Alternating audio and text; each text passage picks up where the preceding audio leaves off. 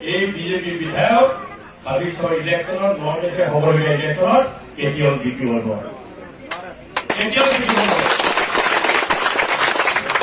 আজি তেওঁলোকে সংখ্যালঘু ৰাইজক উচ্ছেদ কৰিম বুলি ধমকি দিছে, বড়োলেণ্ডৰ লগাই ঘৰ ভাঙি দিম বুলি ধমকি দিছে। আপোনালোকে বুঢ়াঙুলি দেখাই দিব। মই কৈছো কংগ্ৰেছ চৰকাৰ আহিলে তাকত নাই যে সংখ্যালঘু ৰাইজসকলক উচ্ছেদ কৰিব পাৰে। আমাৰ নেতা ৰাহুল গান্ধী ডাঙৰীয়া, আমাৰ অসমৰ এই বিজেপি বিধায়ক ২৬ ইলেকশ্যনত ৯ তাৰিখে হ'বলগীয়া ইলেকশ্যনত কেতিয়াও জিকিব নোৱাৰে।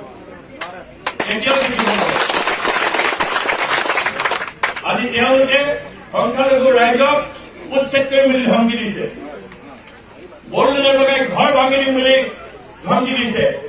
আপোনালোকে বুঢ়াঙুলি দেখাই দিব। মই কৈছো কংগ্ৰেছ চৰকাৰ আহিলে তাকত নাই যে সংখ্যালঘু ৰাইজসকলক উচ্ছেদ কৰিব পাৰে।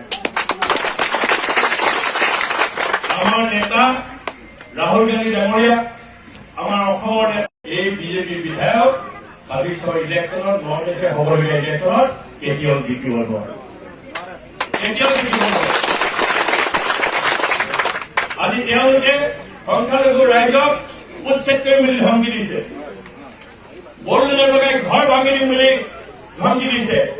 আপোনালোকে বুঢ়াঙুলি দেখাই দিব। মই কৈছো কংগ্ৰেছ চৰকাৰ আহিলে তাকত নাই যে সংখ্যালঘু ৰাইজসকলক উচ্ছেদ কৰিব পাৰে।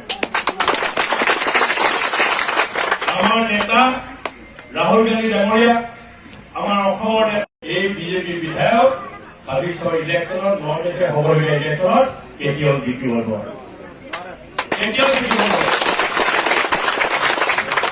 আজি তেওঁলোকে সংখ্যালঘু ৰাইজক উচ্ছেদ কৰিম বুলি ধমকি দিছে, বড়োলেণ্ডৰ লগাই ঘৰ ভাঙি দিম বুলি ধমকি দিছে।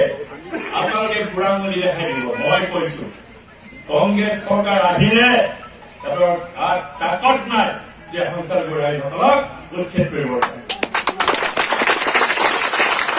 আমাৰ নেতা ৰাহুল গান্ধী ডাঙৰীয়া, আমাৰ অসমৰ এই বিজেপি বিধায়ক ২৬ ইলেকশ্যনত ৯ তাৰিখে হ'বলগীয়া ইলেকশ্যনত কেতিয়াও জিকিব নোৱাৰে।